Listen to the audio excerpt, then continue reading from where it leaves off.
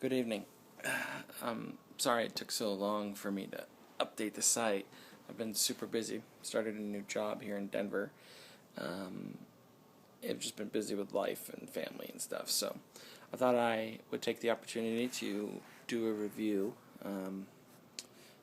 because I did just finish the book and I just wanted to get it out there. So this is my review of Percepliquis. I know I'm saying that wrong. By Michael J. Sullivan.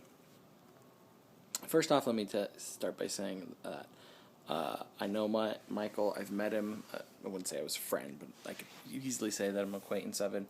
I'm a fan of his work. This is the 6th book in his Riyria Revelations series, and it's been great. I very much enjoyed the series. That being said, I did like this book. Okay. But it wasn't perfect. So let's start with the good. The good was Michael J. Sullivan is probably the cleanest writer I've ever seen, myself included. He wraps this story up in a bow so well that it leaves very, very little in the way of questioning when it's finished. All major storylines, and I won't go into them, but all major storylines are taken care of. Characters are great. That's a given. Michael has a way with characters. The plot proceeds in an expedited fashion, and by the end of the story, you get the satisfaction you're looking for. Period. Great series. Love the characters. It's just great. I can't say enough about it. That being said, it's not perfect. And the reason why I say that is I think that the flow, that the timing, and the pacing of the story could be better. There seemed like that everything fell into place for our heroes with little or no effort. Yeah, there were some deaths, but did it really affect you? I would say no. And I think that's part of the problem with writing such a tight series is that when Michael, with his core characters, he has really great characters. He really does. Most of the peripheral characters you just don't really care about. I found in this book that the preparation leading up to the climax, to the final scene, whenever it was taken away from Royce and Hadrian, because it's told from multiple perspectives, I found myself rushing to get through it because I wanted to know what was going on with Royce and Hadrian, which was part of the problem.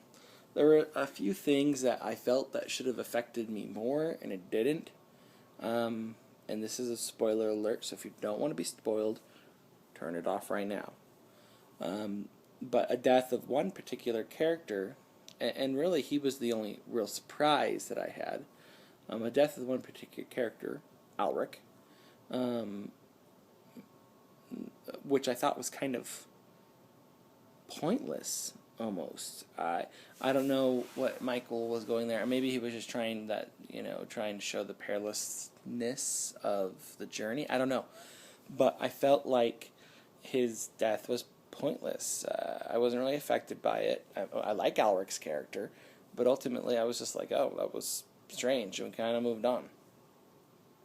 I think the problem, ultimately, the one problem, mind you, it's a minor one, I think the one problem is that there is a very primary conflict throughout this series, right? And book 1 through 5, it may be even less, to some lesser extent, 1. Really, books 2 through 5 are building up to one particular conflict, and that was the establishment of this empire. All of a sudden, the empire is established, and then the elves are invading, and everything's going to hell in a handbasket. I felt like Percepliquis could have been a 3-book series or a 5-book series or whatever on its own, getting into elven cultures. And that leads me to my next gripe, where everything, which was tightly taken care of, every loose end was taken care of, which must have taken a ton of planning on Michael's part. Wow, how well everything is tied together. But at the same time, it's almost too tightly taken together. Like it's almost done too well. You know, there's no loose ends, which was, you know, strange. And it seems like the conflict arose for whatever the problem may be. The problem was solved, and they went on to the next conflict. It almost seemed like it was too easy. I felt like the invasion and the conclusion of that invasion should have been drawn out more, maybe in 1 or 2 more books. You know, finding the ancient city of Percepliquis seemed kind of easy. Oh wait, we have a guy here with a journal who told us almost exactly how to get to Percepliquis. I mean, it seems like for a city that's been lost for 1,000 years, it seemed pretty damn easy to find. Those are my main gripes, though. I would have taken Percepliquis, which felt like it was almost a series unto itself, and expanded it. Maybe another 2 books out of it. I don't know. Explored the characters, the characterization. There were some pretty major twists at the end that I did not see coming, which were well done. Bravo. I enjoyed them immensely, and I won't spoil you on them, but there are 2 major twists on the horn, and on the horn, and on one character in particular's role with that horn, and the history behind the Novron and the Novron Church. Many shocking things. They were well done. As telegraphed as they possibly could have been, no. Like, I almost felt like they were so subtle that I kind of felt blindsided. Like, what? Now, maybe if I go back and I read the Briggs proceeding, maybe that will come out. But the story between Novron and Maribor and all of that seems, you know, kind of strange to me. The twist at the end, the very end of the book, was fantastic. You know, it wasn't any. It just goes to show that Michael does not really waste words. There's a point to most of what he writes. Like there's no plot point or there's no path that he didn't take that wasn't resolved. Pretty fantastic. Mike's love story I thought was decent. I did feel like that Orissa and Hadrian kind of made a jump, especially Hadrian. Like, while his development, his feelings for her might have been subtle, I feel like he kind of made a logical jump. Orissa was totally there. Her reaction was naturally dictated out of the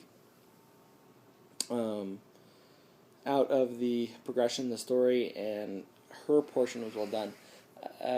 Their confirmation of their love sounds kind of odd to talk about, but I thought it was okay. For the most part, I love the book. I'll probably read the series again at some point, you know, and it was just well done. I'd love to see it turn into a miniseries. I think it would be a great miniseries.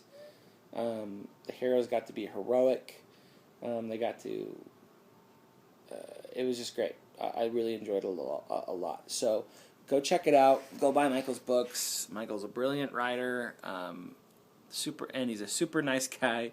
So go check out Percepliquis and go start from the beginning. Start with the Riyria Revelations, the Crown Conspiracy. You won't regret it. If you like fantasy, you'll like the series. Even with those gripes that I have, it was still one of the better series that I've written. So thanks for watching. Collin Earl with Reviews by Collin. You can learn more about me on my website on www.collinearl.com. And you can check out my stuff on Amazon and on Barnes & Noble. Harmonix, Rise of the Magician is my first series, followed by Harmonix is the first book in my series, followed by Harmonix Revelations, and we have The House of Grey, which was a very popular podcast on iTunes that will be coming to print here soon, so make sure you check that out. Thanks a lot.